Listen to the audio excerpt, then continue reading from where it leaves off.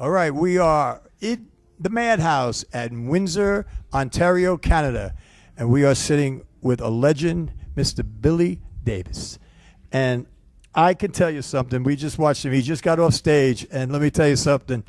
All you younger guys, this is the man you need to look at, man, because this guy has done it all, has done it, seen it, lived it, felt it, tasted it. He's done it all. And I'm not a young guy. I grew up with you guys, Hendrix, and I know I don't want to really go really deep with that because we're here for you. And it was an amazing set you did out there. I mean, you blew the crowd away, that's for sure. And but I mean, well, I guess we have to briefly just touch on Jimmy a touch, and you were a major influence to Jimmy, a major influence. And what a lot of people probably don't know, the guitar, the string eating, and he took that from you, right? Yeah. I'm not saying he took it from me, but I was doing it in 1957. That's right. That's right. Well, when nobody else doing it. It's just like Michael Jackson with James Brown. That's my idol, and they could say whatever they want about anybody, but that was the guy, he was the man. But in the life that you've lived, you have been so historical to the music business and to the blues, and I can't even express probably what people want to express to you, how much you've meant to the people that are into the blues and that. And, I mean, with Hendrix, just give me a little bit and then we'll just move on. But, I feel like we have to just touch on it for a second, Oh, yeah, well, I was playing with Hank Ballard and the Midnighters. Right. And we went to sell twice a year. We played at a place out there called the Eagle Auditorium. That's where all the big acts went at that time. And we had did our first show, and we had an intermission. And just say this away from the main stage. Right. We had a room back here where a lot of people was at, women and stuff like that. So I'm in there and just relax, taking it easy, looking around, And the trumpet player that played with us, he came to me. He said, "Man, it's a guy out here want to meet you." I said, "A guy want to meet me?" I said, "Look at all these ladies in here. I don't want to meet no guy." And then he said, "Okay." So he left. And minutes later, he came back again. He said, "Man, the guy, he every time he see me, he's calling me. He want to meet the guitar player, which was me, I said, "Man, what I tell you?" I said, "I ain't got time for no dude." And he came back 3 times. His name was Pat Patterson. And he come back, he was mad then. He started cursing, He said, "Man, this song, every time he see me, he just run up." I said, he said, "Man, come on, just say anything to him." I said, "Okay."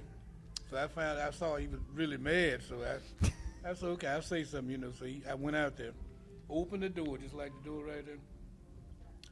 And Jimmy was standing there. I opened the door like that. He looked right in my face, and a big smile come on his face, He was smiling, and I, shook his hand, spoke to him, and shook his hand, and told him to come on in, And that's what started our friendship, Right. And really, before we were just together just minutes, and I just forgot about trying to do anything else. Right. Me and him was talking. He's asked me a lot about the guitar. At that time, I had a 1955 Stratocaster. He didn't even have an electric guitar at that time, No, right? He had not acoustic, at that time. right? Right. And we began. He invited me over to his house, and so we was going to be in the area for about a week because we played. When we go to Seattle, we'd play other places like Portland, Oregon, Klamath Falls, and all that. So I had time, rather than just sit up in the hotel doing nothing, I would go over to his house, Right. And that's all that, go there and show him a lot of stuff on the guitar, because at that time we had 2 or 3 hit records out. Right. Right. Well, he must have been some idol to him, and obviously it was worth the torture of you to get to you, right? Because, hey, listen, he blessed the world with some magic, just like yourself, and you're still putting it out there. And, that it's amazing to me. But thank God for people like you that you still are going, you're still putting it out there. And well, how do you feel? How do you feel about the youth, and especially the black youth, drifting away from the blues a little bit? You know, because this is why we do what we do. I mean, we certainly don't want to see it go away. And but you have any feelings on that? You know? Yeah, I think about that quite a bit because I don't understand it, because when I was 8 years old, like that was my first. When I really the blues first hit me was Arthur Big Boy Cruder, and I was about 8 years old, and I was fascinated by it, you know.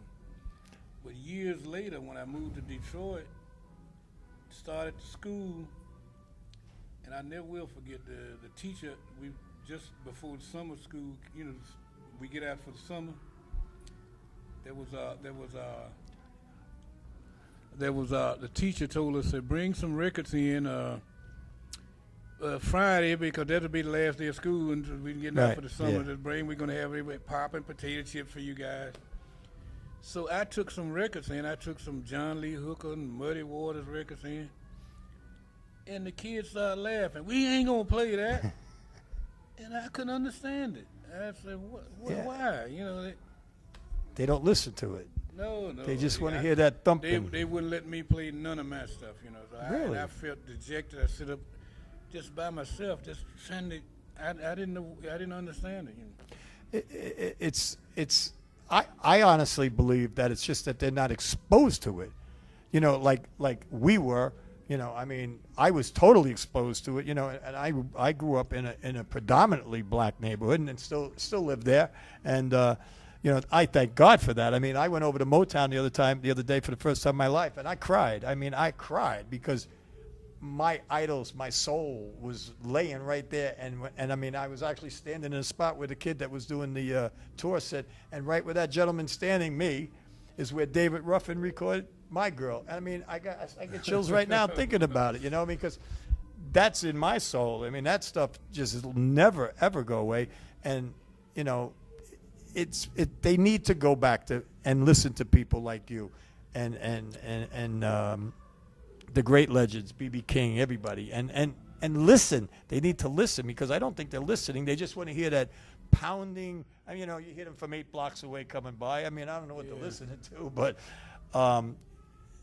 I mean, there's nothing more soulful than the blues. There's nothing more soulful. I mean, it's rip your heart out, you know, and you can make them cry, you can make them laugh, you can make them smile, you can make them be in love, you can make them not be in love, you know, and how you know it's like you know, with all this, the world, how fast it's changing. Everything has to be speed.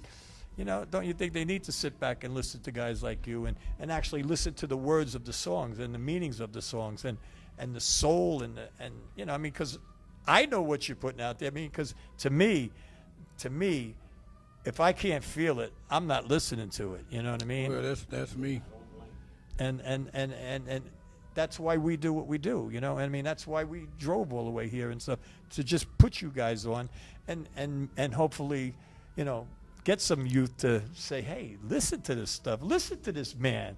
You know what I mean? I mean, what you just did out there, I mean, I defy any young kid to sit down and listen to that and say, holy mackerel, I mean, this is amazing, you know?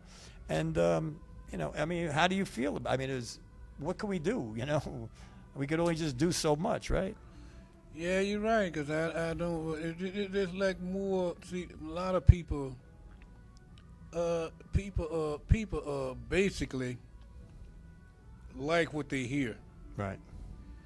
So I think that's what the major problem. I don't think that the music means as much to them anymore. Like, you know, the lyrics, and I don't know. I don't know. I mean, I have 6 grandsons that live with me, and I play all your stuff. I play James, Temptations, Four Tops, everybody, B.B. King, you know, Little Richard, you know. I want that in them, and they do react to it. I mean, I got them from 17 down to 2, and and they react to it. But I don't think that they're being exposed to it, you know. And it's great things like this. That's what's happening right here. That gives it the exposure, you know. And like today is Family Day here. That's great. I mean, you know, you might have influenced, you know, and then plus when we put you on there, you know, you could influence 100,000 kids, you know. I mean, and that's great, you know. I mean, because you know, you need to pass that baton because, you know, we're all getting up there, and you know, we want to leave it in some kind of good hands, you know. Right. That makes sense. And I do what I can, like I said, because it's just like I say, like when Barry started Motown. So I known Barry Gordy since I was 16 years old. Really. And I tried to get him to open up a blues label. I said, you done great with the other stuff, the pop stuff, what you done, man. Want to open up? I said, you got Baby Boy Warren here. You got all these guys around, you know, blues guys. But they was looking at Barry, maybe it's not too late, you know. But what he was looking at was the money. Yeah. Well. He said, what that, you know, just like the stuff I was doing with the guitar at that time, you know. Now, I was playing for the Motown acts. Right. But I would ask him to let me do my own stuff. Right. That's because I wanted to record my. He said, I can't sell that kind of stuff, you know. Guitar, you know, because I was playing stuff that wasn't really, you know, wouldn't they really have a classification for it. Yeah. So he said, I can't sell that. Where am I going to sell that kind of stuff at, you know? That's a little surprising, but, you know. Well, but years later, when Jimmy was doing the same thing and the other people, it was different, you know, it caught on. But at that particular time, in the mid-'50s, they didn't want to hear it. Right. Well, they wanted Pat Boone and all that stuff, you know. Yeah, they just... Well, I was blessed enough to go through that era, and I did, like I told you before, I did get to sit down with Jimmy for 4 hours one night in the Generation, which, you know, later became Electric Ladyland. And, you know, that's a memory I'll never forget because, you know, he changed the whole game. You know, I mean, to this day, he's still changing the game. And, you know, guys like Jimmy Page and stuff like that, they all up the game a little bit, you know what I mean? And it's good. But I see it, you know, it went up and now it like kind of, you know, everything's a computer now. You don't have to even have a good voice. You don't have to sing. You don't have to have any feelings. You don't have, you're just a mannequin out there with, you know, whatever. And it's very sad. And, you know, to me, this is where I come to feel my heart and my soul, you know, to sit there. I mean, I'm working here and doing this stuff, but I'm listening. Believe me, I'm listening. And it's been a treat. And, and it's been a treat and an honor to sit with you and meet with you. And I can't even express what you've meant to me. I mean, I've listened to you my whole life, you know, and I know many of my friends have too. I know many. And I'm like in awe of sitting here, you know what I mean? If somebody would have told me I'd be doing this, I would have laughed my ass off, but, you know, it's an honor and a privilege. And but before we do sign off, what do you got going on now? I mean, you have anything recorded, anything for sale? I mean, can we let the people know where they can get anything? Yeah, I'm doing a new CD right now. I'm in the process of doing that, but I did several, you know, but not on a major label. Right. So that's, you know. Well, nowadays don't matter anyway. Yeah. So we can expect some good stuff coming out. Oh yeah. Where are you recording? In right outside of Pontiac, Michigan. Oh yeah. Yeah, a friend of mine has a studio up there. Very cool. Yeah. Some good stuff coming. Oh yeah. I think to me it is. Well, like I said, I can't express my privilege and honor of sitting with you, and thank you so much for your time, and thank you so much for the blessings that you put in me and many millions of people throughout your lifetime. I mean, I think you probably know inside yourself that you were blessed to be able to bless so many people.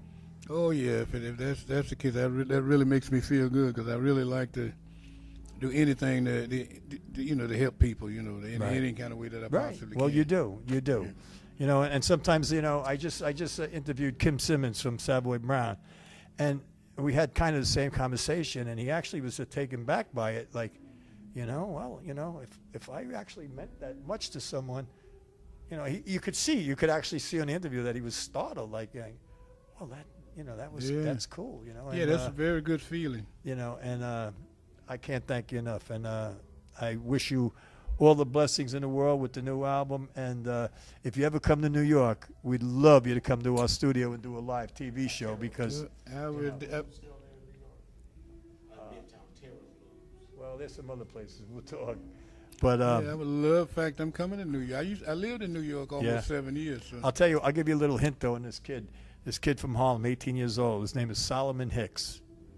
Watch out for this kid because we just did a benefit for Walter Trout at the Iridium in New York, Right. and everybody showed up for him. But this kid is amazing. He's amazing. Watch out for this kid. He lives in Harlem, 18 years old. What is He looks just like Sam Cooke. I mean, he looks just like Solomon Okay. Hicks. Solomon Hicks.